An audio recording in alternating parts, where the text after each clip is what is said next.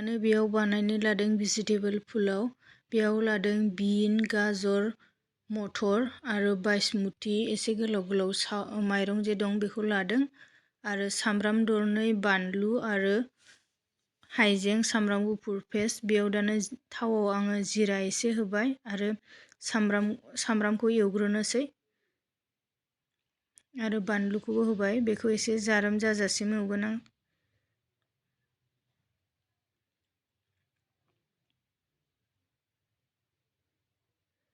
दानो सामब्राम गुफुर आरो हाइजेंनि पेस्टखौबो होबाय बेयाव।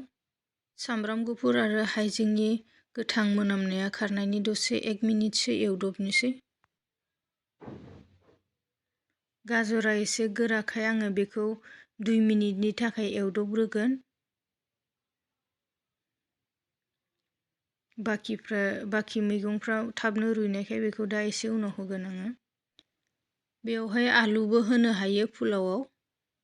आलुखौबो सिगाङै गाजरजों लोगोसे एवफाग्रोनांगोन। आरो बिनखौबो होबाय। मटरखौ दा दैयावसो होगोन। मटरा गुरैखाय थाबनो रुइखायो। बेनिखायनो दा दै होबासो दैयाव होगोन। बेयाव मैगङाव संख्रि हाबनायनि थाखाय आङो 1 सामुस संख्रिखौ होबाय। जेब्ला संख्रि होयो बे मैगङाव हाबनायनि क्वान्टिटिनि एसे बांसिन होनांगोन। जेब्ला दै होयो अब्ला बे दैखौ साखिनानै नायबानो जाबाय। जेन संख्रिया एसे जाबायदि जायो बिनिफ्राय एसे बारा होनांगोन। जेन बै ओंखामाव मिलायहैनायनि।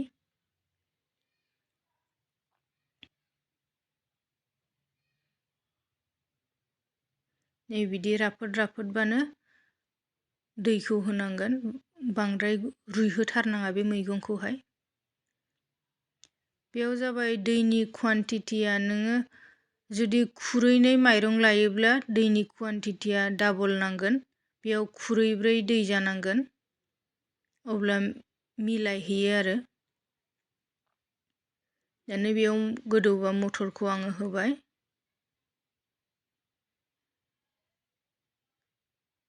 दसे दोननानै आङो माइरंखौबो होसिगोन।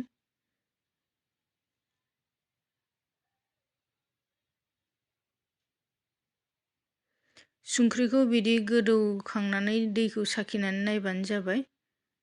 जा नाङो बेनिफ्राय एसे बांसिन होदो। दानो माइरंखौ आङो होसननोसै। जुदि पुलाव जायोब्ला माइरंनि जानाखि क्वालिटि बेखौ मोजां माइरंखौ लानांगोन अब्लासो मोजां मोनजायो। बेयाव आङो बासमती गोलाव गोलावखौ लादों।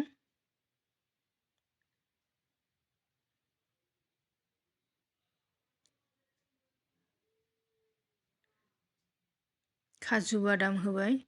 बेखौ संनायाव बांद्राय गोबाव नाङा। प्लेन पुलावखाय बियो आं मस्ला मस्लि बिदि होआसै। जाबायानो रेडि। दानो बेयाव घी एसे होनानै होगोन। जेन पुलावा जानो गोथाव मोनजानायनि आरो घी होबाथ' मोजां मोनखायो गथ'फ्राबो। बेनिखायनो घीखौ होनानै होबाय सायाव। 2 मिनिटनि थाखाय खोबहाबनानै दोननोसै आरो दानो पुलावा नै रेडि जाबाय जोंना।